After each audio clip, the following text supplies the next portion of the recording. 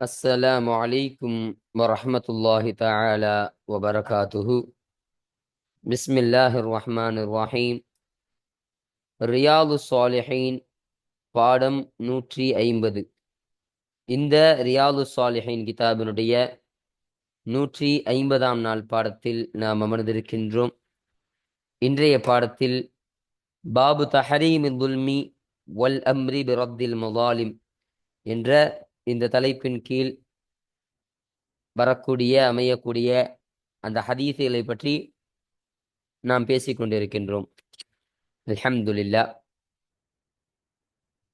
நம்முடைய ஜாமியா ரகீப் எஜுகேஷனல் ட்ரஸ்டின் சார்பாக பல தீன் சம்பந்தப்பட்ட சேவைகளையும் பல துன்யா சம்பந்தப்பட்ட சேவைகளையும் நாம் செய்து கொண்டிருக்கின்றோம். இந்த சேவைகள் எவ்வித தொய்வின்றி தொடர்ந்து நடைபெறுவதற்காக துஆ செய்யுங்கள், இன்னும் ஆதரவு தாருங்கள். நன்மையில் ஒன்று சேர்வோம், முந்திக் கொள்வோம். உங்களுடைய நன்கொடைகளை எங்களுக்கு நீங்கள் வழங்க விரும்பினால் எங்களுடைய பேங்க் அக்கவுண்ட் டீட்டெயில்ஸ், வங்கி முகவரிகள் இங்கு கொடுக்கப்பட்டிருக்கின்றது. இது அல்லாமல் இங்கு QR ஸ்கேனும் கொடுக்கப்பட்டிருக்கின்றது. இதன் மூலமாக நீங்கள் ஸ்கேன் செய்தும் உங்களுடைய நன்கொடைகளை எங்களுக்கு நீங்கள் தாராளமாக வழங்கலாம். அல்லாஹு தஆலா உங்கள் வாழ்நாளை இதன் மூலமாக மென்மேலும் பரக்கத்தானதாக ஆக்கி வைப்பானாக. ஆமீன் ஆமீன் யா ரப்பல் ஆலமீன். இப்பொழுது இந்த ரியாது சாலிஹீனுடைய 150ஆம் நாள் பாடத்தில் நாம் 2 ஹதீஸுகளை பற்றி நாம் பேச இருக்கிறோம். அந்த 2 ஹதீஸுகளில் முதலாவது ஹதீஸானது மார்க்கத்தின் ஆதரவில் இருப்பார் என்ற தலைப்பின் கீழ் அமையக்கூடிய ஒரு ஹதீஸாக இருக்கு. அப்போ இந்த ஹதீஸ்ல ஸல்லல்லாஹு அலைஹி வஸல்லம் அவர்கள் சொல்ல வரக்கூடிய விஷயம் என்னன்னா, ஒரு முஃமின் விலக்கப்பட்ட இரத்தத்தை தொடாதவரை. அப்ப விலக்கப்பட்ட இரத்தத்தை தொடாதவரைனா விலக்கப்பட்ட அந்த கொலை இருக்குதா இல்லையா, கொலை செய்யறது இருக்குதா இல்லையா, அந்த கொலை செய்யக்கூடிய அந்த தன்மை, அந்த கொலை செய்யும் அந்த செயலை அவர் தொடாதவரை, அநியாயமாக கொலை செய்யாதவரை அவர் தன் மார்க்கத்தின் ஆதரவில் அவர் இருப்பார் என்று ஸல்லல்லாஹு அலைஹி வஸல்லம் அவர்கள் சொன்னார்கள். அப்போ யார் ஒருத்தவன் அநியாயமான முறையில, எந்த முஃமின் அநியாயமான ஒரு முறையில கொலை செய்யலைன்னு சொன்னா, கொலை செய்யாதவராக ஆக மாட்டாருன்னு சொன்னா, அவர் நிச்சயமாக அவர் இந்த மார்க்கத்தினுடைய ஆதரவில் இருக்கக்கூடியவராக இருப்பார். அப்ப அவருக்கு இந்த மார்க்கமானது பாதுகாப்பு, இந்த மார்க்கம் அவரை பாதுகாத்து கொள்ளக்கூடியதாக இருக்கும் என்பதை ஸல்லல்லாஹு அலைஹி வஸல்லம் அவர்கள் கூறினார்கள். அப்போ ஒருத்தவன் இரத்தத்தை தொட்டு விட்டான், அப்போ கொலை செய்து விட்டான் என்று சொன்னால், அநியாயமான முறையில ஒருவன் கொலை செய்து விட்டார் என்று சொன்னால், அவர் அந்த மார்க்கத்தினுடைய ஆதரவை விட்டும் அவர் வெளியேற்றப்பட்டு விடுவார். அப்போ இந்த மார்க்கம் என்பது அவருக்கு ஆதரவு கொடுக்கக்கூடியதாக இருக்காது, அவருக்கு பாதுகாப்பானதாக இந்த மார்க்கம் என்பது அவருக்கு அமையாது என்று ஸல்லல்லாஹு அலைஹி வஸல்லம் அன்னவர்கள் சொல்லி காட்டினார்கள். இப்ப இந்த செய்தியை தான் இந்த ஹதீஸ்ல சொல்லி தருகிறார்கள். இரண்டாவதாக, அல்லாஹ்வின் சொத்தை புழங்குபவர்கள் என்ற தலைப்பின் கீழ் அமையக்கூடிய ஒரு ஹதீஸாக இந்த ஹதீஸ் இருக்கு. இப்ப இந்த ஹதீஸு ஹம்சா ரதியல்லாஹு அன்ஹு அவர்களுடைய புனித துணைவியாரான ஹவுலா பின்த் ஆமிர் ரதியல்லாஹு அன்ஹா அவங்க சொல்றாங்க, ஸல்லல்லாஹு அலைஹி வஸல்லம் அவங்க சொல்லிய ஒரு விஷயத்தை இவங்க சொல்லி பதிவு செய்கிறாங்க. ஸல்லல்லாஹு அலைஹி வஸல்லம் அவங்க சொன்னாங்களா, நிச்சயமாக சில நபர்கள் இருக்கின்றார்கள், அவர்கள் அல்லாஹ்விற்குரிய சொத்தில் உரிமையின்றி புழங்கக்கூடியவர்களாக இருப்பார்கள். அல்லாஹுடைய சொத்துன்னு சொன்னா பைத்துல் மால், மக்களுக்குரிய அந்த சொத்து இருக்குதா இல்லையா, அதுதான் அல்லாஹுக்குரிய சொத்து என்று நமக்கு சொல்லி தருகிறார்கள். அப்போ அந்த பைத்துல் மால், அந்த மக்களுக்குரிய அந்த பொது சொத்து இருக்குதா இல்லையா, அந்த பொது சொத்தில் உரிமை இல்லாமல் புழங்குபவர்கள் இருக்கின்றார்களே, அவர்களுக்கு மறுமை நாளில் நரகம் என்பது அவர்களுக்கு உண்டு. அப்போ அவர்களுக்கு நரகம்தான் கிடைக்கக்கூடியதா இருக்கும், சிவனம் என்பதை அல்லாஹு தஆலா அவர்களுக்கு தரமாட்டான். அப்போ அப்போ அநீதமான முறையில அந்த மக்களுக்கு சொந்தமான அந்த சொத்தை தன்னுடைய சுய தேவைக்காண்டி தானே புழங்கிக் கொள்கிறாங்க. அப்போ தன்னுடைய சுய தேவைக்காண்டி அவருக்கு புழங்கிக் கொள்ளும் பொழுது அவர் அது அநீதம் செய்கிறார் என்பதாக தான் அர்த்தம். பிற மக்களுக்கு அநீதத்தை இழைத்து விடுகிறார் என்பதாக தானே அர்த்தம். அப்போ அப்படி அநீதம் இழைத்து விடுவதன் அந்த காரணமாக அவருக்கு நாளை சுவனம் என்பது கிடைக்காது, நரகம் என்பதுதான் அவருக்கு கிடைக்கக்கூடியதாக இருக்கும் என்று ஸல்லல்லாஹு அலைஹி வஸல்லம் அவர்கள் இந்த ஹதீஸ்ல சொல்லி தருவாங்க. இப்போ இந்த ஹதீஸ் தான் இப்போ நம்ம பார்க்க இருக்கிறோம். அப்போ இன்றைய பாடத்துல இந்த 2 ஹதீஸ்களை குறித்த இந்த விஷயங்களை பற்றி தான் இன்றைய பாடத்தில் நாம் பேச இருக்கின்றோம். அல்ஹம்துலில்லாஹ். இப்போ நம்ம கிதாபை பார்ப்போம். 220வது ஹதீஸ். இந்த ரியாது ஸாலிஹீன் கிதாபில் பதிவு செய்யப்படக்கூடிய ஹதீஸ்களுடைய வரிசையின் பிரகாரம் பார்க்கும் பொழுது இது 220வது ஹதீஸாக இந்த ஹதீஸானது அமைகின்றது. அப்ப இந்த ஹதீஸானது யாரை தொற்றும் அறிவிக்கப்படக்கூடிய ஹதீஸாக இருக்கின்றது என்பதை பார்க்கும் பொழுது வான் இப்னு உமர் ரதியல்லாஹு அன்ஹுமா, உமர் ரதியல்லாஹு அன்ஹு அமீருல் முஃமினீனான சய்யிதுனா உமர் ரதியல்லாஹு அன்ஹு அவர்களுடைய மகனான அப்துல்லா ரதியல்லாஹு அன்ஹு அவர்களை தொற்றும் அறிவிக்கப்படக்கூடிய ஹதீஸாக இந்த ஹதீஸானது இருக்கின்றது. அப்போ அப்துல்லாஹ் இப்னு உமர் ரதியல்லாஹு அன்ஹு அறிவிக்கிறாங்க. ரதியல்லாஹு அன்ஹுமா அவர்கள் இருவரை தொற்றும் அல்லாஹு தஆலா பொருந்திக் கொள்வானாக. இந்த ஹுமாவுடைய ஒரு லமீர் சய்யிதுனா உமர் ரதியல்லாஹு அன்ஹு அன்னவர்கள், இன்னொரு லமீரானது அவர்களுடைய மகனான அப்துல்லா ரதியல்லாஹு அன்ஹு அவர்களை பார்த்து செல்லக்கூடியதாக இருக்கு. அப்போ கால அந்த அப்துல்லாஹ் இப்னு உமர் ரதியல்லாஹு அன்ஹு சொன்னார்கள், கால ரசூலுல்லாஹி ஸல்லல்லாஹு அலைஹி வஸல்லம், அல்லாஹுடைய தூதர் ஸல்லல்லாஹு அலைஹி வஸல்லம் அவர்கள் சொன்னதாக இந்த அப்துல்லாஹ் இப்னு உமர் ரதியல்லாஹு அன்ஹு சொன்னார்கள்.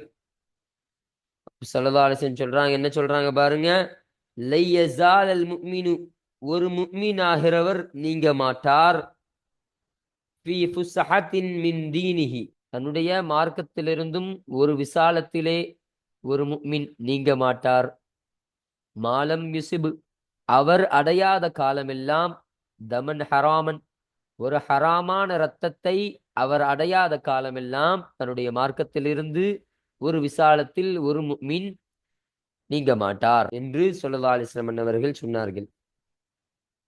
அப்போ ஒரு முஃமின் இருக்கிறாரு வைங்க, அந்த முஃமினான நபர் எந்த ஒரு ஹராமான எந்த ஒரு இரத்தத்தையும் அவர் தொடல, எந்த ஒரு இரத்தத்தையும் அவர் அடையலன்னு சொன்னா அவர் இந்த மார்க்கத்தில் நிலைத்து நிற்பவராக, இந்த மார்க்கத்தில் பாதுகாக்கப்பட்டவராக அவர் இருக்கக்கூடியவராக இருக்கிறார். அப்போ அந்த மார்க்கத்தினுடைய ஒரு ஆதரவில் இருப்பார் என்று ஸல்லல்லாஹு அலைஹி வஸல்லம் அவங்க சொல்றாங்க. இந்த மார்க்கம் ஆதரிக்கக்கூடிய ஆதரவு தரக்கூடிய ஒரு நபராக அவர் ஆகிவிடுகிறார் என்று ஸல்லல்லாஹு அலைஹி வஸல்லம் அவர்கள் சொன்னார்கள். அது எது வரைக்கும் சொன்னாங்க, ஒரு ஹராமான இரத்தத்தை அவர் அடையாத வரைக்கும் தான். ஹராமான இரத்தத்தை அவர் அடைந்து விட்டால் என்று சொன்னால் இந்த மார்க்கத்திலிருந்து அவர் ஆதரவாக அவர் இருக்க மாட்டார், இந்த மார்க்கத்தை விட்டு அவர் வெளியேறக்கூடியவராக இருப்பார். இந்த மார்க்கத்தினுடைய ஆதரவின்றி அவர் வெளியேறி செல்லக்கூடியவராக இருப்பார் என்பதை ஸல்லல்லாஹு அலைஹி வஸல்லம் அன்னவர்கள் சொல்லி தந்தார்கள்.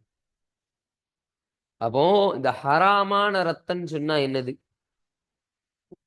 நமக்கு ஹராமான ரத்தம்னா ஒரு பிற மனிதன் ஒரு மனிதன் இருக்கிறான், இப்ப அந்த மனிதனை கொலை செய்கிறோமா இல்லையா? அந்த மனிதனை கொலை செய்து விட்டால்னு சொன்னா ஹராமான ரத்தத்திற்கு சொந்தக்காரனாக அந்த கொலை செய்தவன் ஆகிவிடுவான். அப்ப இததான் ஸல்லல்லாஹு அலைஹி வஸல்லம் அவர்கள் சொல்லி தருகிறார்கள். ஒரு ஹராமான அல்லாஹுவால் தடுக்கப்பட்ட அந்த கொலை என்ற தன்மையை யாரு செய்யலையோ அது செய்யாத வரைக்கும் இந்த மார்க்கம் அவருக்கு ஆதரவு தரக்கூடியதாக இருக்கும், இந்த மார்க்கத்தில் ஆதரவு பெற்று இருக்கக்கூடியவராக அவர் இருப்பார் என்று ஸல்லல்லாஹு அலைஹி வஸல்லம் அவர்கள் சொன்னார்கள்.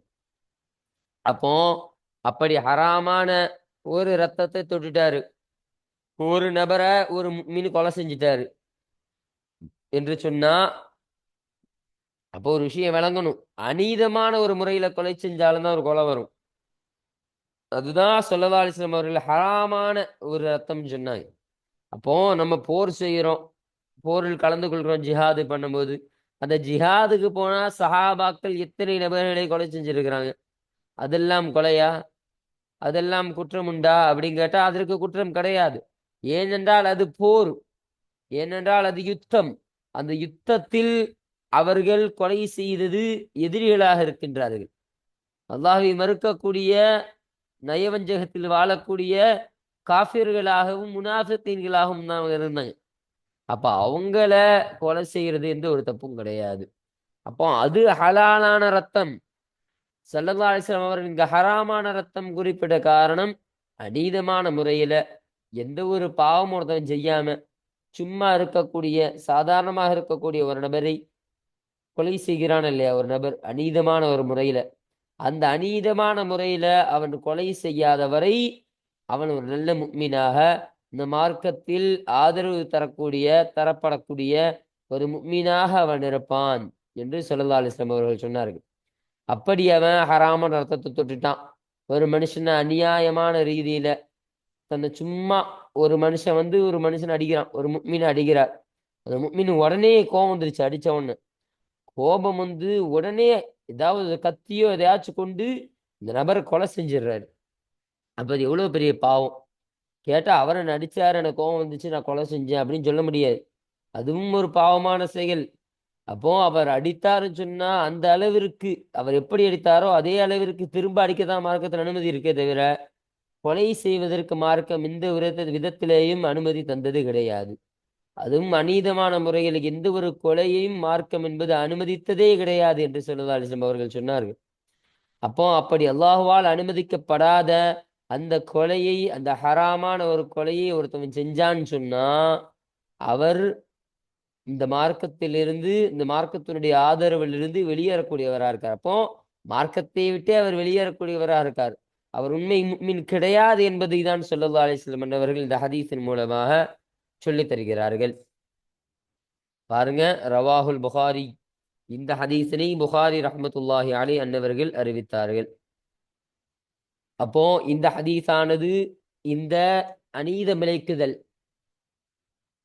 ஹராம், அநீதம் இழைக்குதல் கூடாது என்ற இந்த தலைப்பின் கீழ் இந்த ஹதீஸ் அமைவதற்கான காரணம் என்னன்னா, ஸல்லல்லாஹு அலைஹி வஸல்லம் அன்னவர்கள் மல்லம் யுஸிப் தமன் ஹராமன், ஒரு ஹராமான ரத்தத்தை ஒருத்தன் அடையலன்னு சொன்னான், அவன் இந்த மார்க்கத்துல ஆதரவளிக்கப்படக்கூடியவனா இருக்கிறான்னு சொன்னாங்க.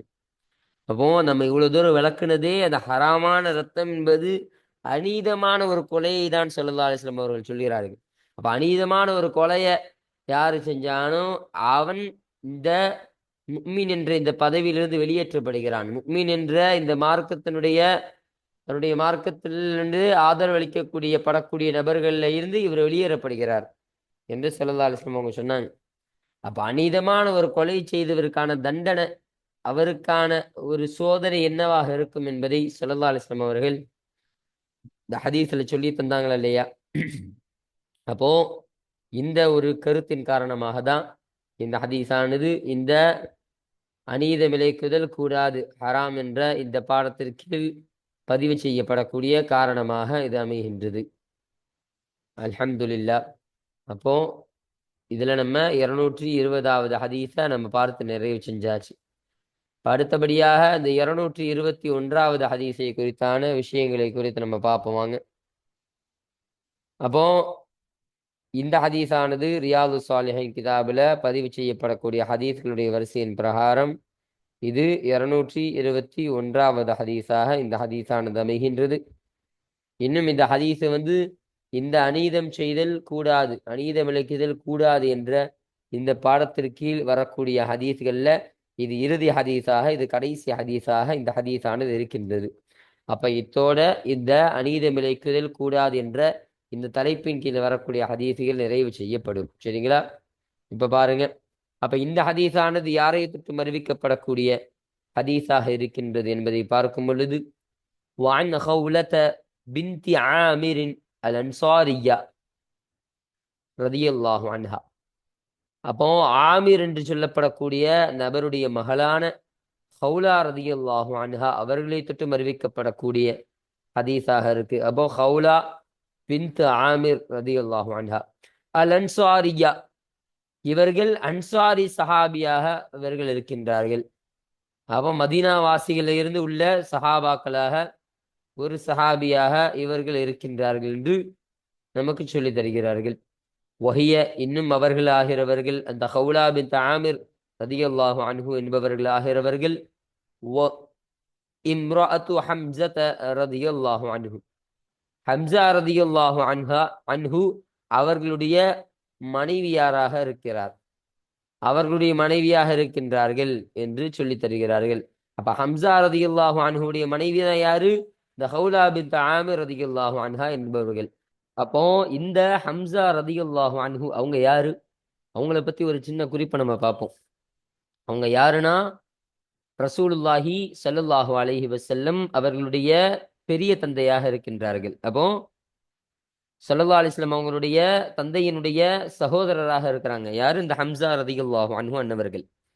அவங்களுக்கு ஒரு சிறப்பு பெயர் சொல்லப்படும். அது என்ன பெயர் தெரியுமா? அசதுல்லாஹி வ அசது ரசூலிஹி, அல்லாஹ் ரசூலுடைய ஒரு சிங்கம் என்று இவர்களுக்கு ஒரு சிறப்பு பெயர் சொல்லப்படும்னு நமக்கு கிதாபுல பதிவு செய்றாங்க. அப்போ இந்த பெயர் இவர்களுக்கு வருவதற்கான காரணம் என்ன தெரியுமா? இவர்கள் மிகப்பெரிய ஒரு வீரராக இருந்தாங்க. அப்போ இஸ்லாம் பரவக்கூடிய அந்த ஆரம்ப காலத்துல ரொம்ப இலகுவானவங்க, ரொம்ப வீக்கானவங்க, பலவீனமானவங்க தான் இருந்தாங்க. அப்போ அந்த பலவீனமாக இருக்கக்கூடிய அந்த கூட்டத்திலேயும் அல்லாஹு தஆலாவுடைய பெரிய ஃபதுலு, பலமிக்க நல்ல தாக்கத்துடைய நல்ல திரகாத்திரமான அந்த சஹாபாக்களை கொண்டு சில நபர்களை கொண்டு அல்லாஹு தஆலா இந்த இஸ்லாம் மார்க்கத்தை பரவ செஞ்சான். அப்போ அப்படி எக்கச்சக்கமான சஹாபாக்கள் இருக்கின்றார்கள். அதுல குறிப்பாக சொல்லணும்னா உமர் ரதியல்லாஹு அன்ஹு அன்னவர்கள், அமீருல் முஃமினீனான சய்யிதுனா உமர் ரதியல்லாஹு அன்ஹு அன்னவர்கள், இன்னொரு நபர் ஹம்ஸா ரதியல்லாஹு அன்ஹு, இந்த ஸல்லல்லாஹு அலைஹி வஸல்லம் அவங்களுடைய பெரிய தந்தையான ஹம்ஸா ரதியல்லாஹு அன்ஹு அன்னவர்கள். இந்த இரண்டு நபர்களுக்கும் அதுல ஒரு பெரிய பங்கு இருக்கு. இப்போ ரொம்ப வீரமிக்க சஹாபாக்கள்ல இவங்க ரெண்டு பேரும் இடம் பிடித்தவர்களா இருந்தாங்க. ரொம்ப வீரமிக்க சஹாபாக்கள் இவர்கள். அப்போ இந்த ஹம்ஸா ரதியல்லாஹு அன்ஹு அவங்களுடைய சம்பவத்தை சொல்லும் பொழுது அவர்களுடைய இறப்பு எப்படி இருந்தது என்பதையும் நம்ம பார்க்கணும். அப்போ ஒரு முறை அவர்கள் போர்ல ரொம்ப திரகாத்திரமா இருக்கக்கூடிய ரொம்ப வீரமிக்க போர் செய்யக்கூடிய ஒரு ஆளு ஹம்ஸா ரதியல்லானவங்க. இப்ப பத்ரு போர்ல அவர்கள் பல தலைவர்களை வீழ்த்தினாங்க. எதிரிகளாக இருக்கக்கூடிய பல தலைவர்களை வீழ்த்தி பத்ரு போர்ல மிகப்பெரிய வெற்றியை கண்டாங்க. அப்படி அந்த பல தலைவர்களை வெட்டி சாய்க்கும் பொழுது அதுல முக்கியமான ஒரு நபரை அவங்க கொன்னுட்டாங்க, அவர்கள் கொன்று விட்டார்கள். அதன் காரணமாக அந்த நபருக்கு நெருக்கமான ஒருத்தவர்கள் தான் யாரு? வஹ்ஷி ரதியல்லாஹு அன்ஹு அன்னவர்கள் என்று சொல்லப்படக்கூடியவங்க. அப்போ அந்த பத்ரு போர் சமயத்துல இந்த வஹ்ஷி ரதியல்லாஹு அன்ஹு அவங்க இஸ்லாத்தை ஏக்கல, அவங்க சஹாபி கிடையாது, அவர்கள் முஸ்லிம் கிடையாது, அப்படி இருந்தவங்க. அப்போ இந்த ஹம்ஸா ரதியல்லாஹு அன்ஹு அன்னவர்கள் இவங்களுக்கு நெருக்கமானவங்களை கொண்டுட்டாங்களா இல்லையா? அதனால அந்த பகைமையின் காரணமாக அந்த பகையை வைத்துக்கொண்டு உஹது போருக்கு இவங்க வராங்க. உஹது போருக்கு இவங்க எதற்காக வராங்கன்னா இந்த ஹம்ஸா ரதியல்லாஹு அன்ஹு அவர்களை கொல்ல வேண்டும் என்ற ஒரே நோக்கத்திற்காக அந்த உஹது போர்ல கலந்து கொள்றாங்க. அந்த உஹது போர்ல கலந்து கொண்டு அவர்கள் திட்டமிட்டது மாதிரியே அந்த ஹம்ஸா ரதியல்லாஹு அன்ஹு அன்னவர்களை கொல்றாங்க. அவர்களை கொன்று கிதாபில் நமக்கு எழுதுவாங்க, ஹம்ஸா ரதியல்லாஹு அன்ஹு அன்னவருடைய உடலை பல துண்டுகளாக வெட்டி அதில் ஈட்டியை வைத்து அவர்கள் உடலை குதறி அதை குடைந்தும் இப்படி கொடூரமான முறையில் அந்த வஹ்ஷி ரதியல்லாஹு அன்ஹு அவர்கள் இந்த ஹம்ஸா ரதியல்லாஹு அன்ஹு அவர்களை கொன்றார்கள். கொன்று அவர்களுடைய சதை எடுத்து, அந்த உடல்ல இருக்கக்கூடிய அந்த சதை இருக்குதா இல்லையா, அதை எடுத்து வஹ்ஷி ரதியல்லாஹு அன்ஹு அவர்கள் கடித்து சாப்பிட்டார்கள். அந்த அளவிற்கு தன்னுடைய விரோதத்தை காட்டினார்கள். இப்ப வெட்டி சாச்சிட்டு அவருடைய உடலை எடுத்து இவர் சாப்பிடுற மாதிரி, கடிக்கிற மாதிரி, அப்படி ஒரு விரோதத்தை அவர்கள் காட்டியவர்களாக இவர்கள் இருந்தார்கள். அப்போ இந்த சம்பவத்தின் காரணமாக இந்த வஹ்ஷி ரதியல்லாஹு அன்ஹு அன்னவர்கள் மீது ஸல்லல்லாஹு அலைஹி வஸல்லம் அவங்களுக்கு கடுமையான கோபம். என்னுடைய பெரிய தந்தையான ஹம்ஸா ரதியல்லாஹு அன்ஹு அன்னவர்களால இஸ்லாத்துல எத்தனையோ நிகழ்வுகள், இஸ்லாத்துல எத்தனையோ லாபங்கள் நிகழ்கிறது. அப்படிப்பட்ட ஒரு சிங்கமான ஒரு சஹாபி அவர் சாட்சிட்டாருன்னு சொல்லி ஸல்லல்லாஹு அலைஹி வஸல்லம் அவங்களுக்கு சரியான வருத்தம். அப்போ அப்படி வருத்தப்பட்டு அந்த வஹ்ஷி ரதியல்லாஹு அன்ஹு அன்னவர்களை திட்டக்கூடியவர்களாக, அவர்களை நினைத்து கவலை கொள்ளக்கூடியவர்களாக ஸல்லல்லாஹு அலைஹி வஸல்லம் இருந்தாங்க. அப்போ அந்த சமயத்துல தான் ஒரு காலம், சில காலங்கள் கழியுது. அந்த சில காலம்லாம் கழிச்சு, அந்த வஹ்ஷி ரலியல்லாஹு அன்ஹு அன்னவர்கள் இஸ்லாத்தை ஏற்பதற்காக ஸல்லல்லாஹு அலைஹி வஸல்லம் அவங்கள்ட்ட வராங்க. ஸல்லல்லாஹு அலைஹி வஸல்லம் அவங்கள்ட்ட வந்தா, ஸல்லல்லாஹு அலைஹி வஸல்லத்தின் முகத்துல சரியான கோபம். ஹம்ஸா ஹம்ஸா ரலியல்லாஹு அன்ஹு அன்னவர்களை கொன்ற இந்த வஹ்ஷி என்னிடத்துல வந்திருக்காருன்னு சொல்லி சரியான கோபம். ஆனால் அவர் அஷ்ஹது அல்லா இலாஹ இல்லல்லாஹ் வ அஷ்ஹது அன்ன முஹம்மது ரசூலுல்லாஹ் என்பதாக சொல்லி அவர் இஸ்லாத்தை ஏற்றுவிட்டாங்க. அப்ப இஸ்லாத்தை ஏற்ற உடனே ஸல்லல்லாஹு அலைஹி வஸல்லம் அவங்களுக்கு அந்த கோபம் இன்னும் குறையல. ஆனால் இவர்கள் இஸ்லாத்தை ஏற்றதன் காரணமாக ஸல்லல்லாஹு அலைஹி வஸல்லம் விட்டுட்டாங்க. ஒண்ணும் செய்யல. ஒண்ணும் செய்யாம இவர் இஸ்லாத்தெல்லாம் ஏற்றதற்கு அப்புறம் சொன்னார்கள், வஹ்ஷியே, நீங்கள் இஸ்லாத்தை ஏற்றுவிட்டீர்கள். அதனால் உங்களை நான் தண்டிக்க மாட்டேன். ஆனா எனக்கு உங்க மேல இருக்கக்கூடிய அந்த கோபம் இன்னும் போகல. உங்க மேல எனக்கு கடுமையான கோபம் இருக்கு. அந்த கோபத்தின் காரணமாக என் முன்னாடி நீங்க வந்துடாதீங்க. என்னுடைய முகத்திற்கு முன்னால நீங்க வந்து விடாதீர்கள். என்னுடைய கோபம் கொப்பளித்து விடும். அதனால் என்னை விட்டு நீங்கள் தவிர்ந்து கொள்ளுங்கள். கொஞ்ச காலத்திற்கு என் முன்னால் நீங்கள் வராமல் இருந்து கொள்ளுங்கள் என்று அந்த வஹ்ஷி ரலியல்லாஹு அன்ஹு அன்னவர்களை பார்த்து ஸல்லல்லாஹு அலைஹி வஸல்லம் சொன்னாங்க. கொஞ்ச காலம் கழிந்தது. பின்பு அந்த வஹ்ஷி ரலியல்லாஹு அன்ஹு அன்னவர்கள் மன்னிக்கப்பட்டார்கள். மன்னிக்கப்பட்டு இஸ்லாத்தில் பல சேவைகளை அவர்கள் நிகழ்த்தினார்கள். அப்போ அவங்களால இஸ்லாம் பரவப்பட்டது பிற்காலத்துல என்பதாக நமக்கு ஹதீஸ் கிரந்தங்கள்ல நமக்கு சொல்லி தராங்க. அப்போ இவர்களால கொல்லப்பட்டவர்கள் தான் இந்த ஹம்ஸா ரலியல்லாஹு அன்ஹு அன்னவர்கள். அப்போ அவர்களுடைய இறப்பு என்பது ஒரு இஸ்லாத்தில் மறுக்கப்படாத, இஸ்லாத்துல ஒரு மிகவும் முக்கியமான ஒரு சம்பவமாக, ஒரு சரித்திரமாக இருக்கின்றது. அப்படிப்பட்ட ஹம்ஸா ரலியல்லாஹு அன்ஹு அன்னவர்களுடைய மனைவியார் அறிவிக்கக்கூடிய ஒரு ஹதீஸாக தான் இந்த ஹதீஸ் அமையுது. இப்ப பாருங்க, ரதியல்லாஹு அன்ஹு, அந்த ஹம்ஸா ரதியல்லாஹு அன்ஹு அவர்களை தொற்றும் அல்லாஹு தஆலா பொருந்திக் கொள்வானாக. வஅன்ஹா, இன்னும் அந்த ஹவுலா ரதியல்லாஹு அன்ஹா அவர்களை தொற்றும் அல்லாஹு தஆலா பொருந்திக் கொள்வானாக என்று சொல்லி தருகிறார்கள். காலத், அவர்கள் சொன்னார்கள், சமிஅத்து ரசூலல்லாஹி ஸல்லல்லாஹு அலைஹி வஸல்லம், அல்லாஹுடைய தூதர் ஸல்லல்லாஹு அலைஹி வஸல்லம் அவர்களிடமிருந்து நான் கேட்டுள்ளேன். யகூலு, அவர்கள் சொல்வதை நான் கேட்டுள்ளேன். ஸல்லல்லாஹு அலைஹி வஸல்லம் அவங்க சொல்றத நான் கேட்டிருக்கிறேன். என்னன்னா சொல்றாங்க, இன்ன ரிஜால, நிச்சயமாக சில மனிதர்களாகிறவர்கள், யதகவ்வதூன ஃபீ மாலில்லாஹி, அல்லாஹுடைய சொத்தில், அல்லாஹுடைய சொத்திலே அவர்கள் புழங்கக்கூடியவர்களாக இருக்கிறார்கள். அவர்கள் புழங்கிக் கொண்டிருக்கின்றார்கள். பிகைரி ஹக்கின், எந்த ஒரு உரிமையின்றி அவர்கள் அல்லாஹுடைய அந்த சொத்திலே அவர்கள் புழங்கக்கூடியவர்களாக, அதை உபயோகிக்கக்கூடியவர்களாக இருக்கின்றார்கள். அப்ப இந்த இடத்துல என்ன சொல்றாங்கன்னா, அல்லாஹுடைய சொத்துன்னு சொன்னா பைத்துல் மால். இப்போ மக்களுக்கு உரித்தான அந்த சொத்துக்களை ஸல்லல்லாஹு அலைஹி வஸல்லம் வச்சிருப்பாங்க. அந்த பைத்துல் மாலுக்குரிய அந்த சொத்துலாம் இருக்குமா இல்லையா? ஒரு மக்களுக்கென்று நியமிக்கப்பட்ட அந்த சொத்துக்கள், அதன் மூலமாக அவருக்கு தனிப்பட்ட ஒரு நபருக்கு சொந்தமான சொத்து என்பது வராது.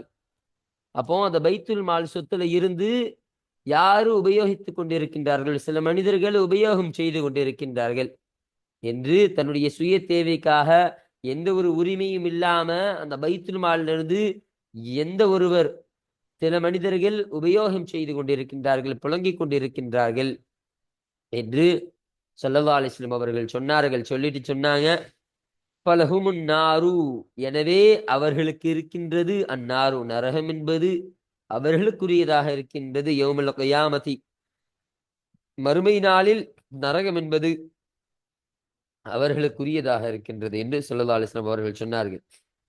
எந்த ஒரு உரிமையும் இல்லாம அந்த அல்லாஹுடைய சொத்துல இருந்து, அல்லாஹுடைய பைத்துல் மால்ல இருந்து எந்த ஒருவர் புழங்கிக் கொண்டிருக்கின்றார்களோ, தன்னுடைய புழக்கத்திற்காக வேண்டி யூஸ் பண்ணிட்டு இருக்கிறாங்களோ, அவர்களுக்கு மறுமை நாள்ல நரகம் என்பது அவர்களுக்கு சொந்தமாக உள்ளது. அவர்களுக்கு சொந்தமாக, அவர்களுக்குரியதாக அந்த நரகம் என்பது ஆகும் என்பதை ஸல்லல்லாஹு அலைஹி வஸல்லம் அன்னவர்கள் கற்றுத்தந்தார்கள்.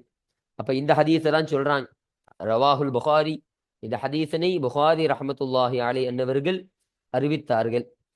அப்ப இந்த ஹதீஸானது இந்த அநீதம் இழைக்குதல் கூடாது என்ற இந்த தலைப்பின் கீழ் அமைவதற்கான இந்த பாடத்திற்கீழ் பதிவு செய்யப்படுவதற்கான காரணம் என்னன்னு சொன்னா, ஸல்லல்லாஹு அலைஹி வஸல்லம் அவர்கள் சொல்லும் பொழுது இந்த பைத்துல் மால் சொத்து என்பது அல்லாஹுடைய சொத்துன்னு சொன்னாங்க. இப்ப அல்லாஹுடைய சொத்துல யாரு தன்னுடைய சுய தேவைக்காக வேண்டி எந்த ஒரு உரிமை இல்லாம அவர் புழங்கிக் கொள்வாரோ அவருக்கு நரகம் உரித்தானதாகும் என்று சொல்வார்கள். இப்ப அல்லாஹுடைய சொத்து, அப்போ பைத்துல் மால் மக்களுக்கான அந்த சொத்து இருக்குதா இல்லையா, அதை உபயோகிக்கிறது மிகப்பெரிய ஒரு அநீதம் என்பதை விளக்கி தருகிறார்கள். அப்போ தனக்கு சொந்தமான விஷயத்தை உபயோகித்துக் கொள்றதுதானே ஒரு நீதமான ஒரு காரியம். இப்ப மக்களுக்கு உரித்தான அந்த சொத்துக்களை, அந்த பணங்களை எந்த விதத்திலையும் செலவிடுவதற்கு அனுமதி கிடையாது. அந்த உரிமைக்கு ஏற்றவாறே தவிர அந்த மக்களுடைய அந்த சொத்துக்களுக்கு அதை அநீதமான முறையில அதை அபகரித்துக் கொள்வது என்பது ஒரு அநீதமான செயலாக இருக்கு. அப்போ அந்த அநீதமான செயல் செய்யக்கூடிய அந்த அநியாயக்காரர்களுக்கு நரகம் மட்டுமே சொந்தமாக இருக்கும். நரகம்தான் அவர்களை அடையக்கூடியதாக இருக்கும் என்று ஸல்லல்லாஹு அலைஹி வஸல்லம் அவங்க சொன்னாங்களா இல்லையா? அப்போ இந்த அநீதம்காரன் குறித்து, அந்த அநீதம் செய்யக்கூடிய இந்த நபர்களுக்கு என்ன தண்டனை என்பது இந்த ஹதீஸ்ல சொல்ல வருவதன் மூலமாக தான் இந்த ஹதீஸானது இந்த அநீதம் இழைக்குதல் கூடாது, ஹராமானது என்ற இந்த பாடத்திற்கீழ் இந்த ஹதீஸானது பதிவு செய்யப்படக்கூடியதாக இந்த ஹதீஸ் இருக்கின்றது. அல்ஹம்துலில்லாஹ். அப்போ இன்றைய பாடத்துல இந்த 220 இன்னும் இந்த 221 என்று இந்த 2 ஹதீஸிற்கு குறித்து தர்ஜுமாவையும் அதில் சொல்லப்பட்ட விளக்கங்களையும் குறித்து நாம் அல்ஹம்துலில்லாஹ் முழுமையாக நம்ம பார்த்தாச்சு. அல்ஹம்துலில்லாஹ். இன்னும் நம்ம மேல சொன்ன மாதிரியே இந்த 221வது ஹதீஸ் என்பதுதான் இந்த பாடத்திலேயே இறுதி ஹதீஸாக இருக்கு, கடைசி ஹதீஸாக இருக்கு. அப்ப இத்தோட இந்த பாடம் என்பது நிறைவு செய்யப்படுது. சரிங்களா? அப்போ இன்ஷா அல்லாஹ் அடுத்த பாடத்துல ஒரு புதிய பாடமான 27வது பாடத்தை குறித்தான விஷயங்களையும், அதற்கு கீழே பதிவு செய்யப்படக்கூடிய ஆயத்துகளையும், அதுல சொல்லப்படக்கூடிய தர்ஜிமாக்கள், விளக்கங்கள், இன்னும் அதற்கு கீழே வரக்கூடிய ஹதீஸுகளை பற்றியெல்லாம் இன்ஷா அல்லாஹ் நாம் அடுத்த பாடத்தில் நாம் பேசுவோம். வாஹிரு தஅவானா அனில் ஹம்துலில்லாஹி ரப்பில் ஆலமீன். அஸ்ஸலாமு அலைக்கும் வரஹ்மத்துல்லாஹி தஆலா வபரகாத்துஹு.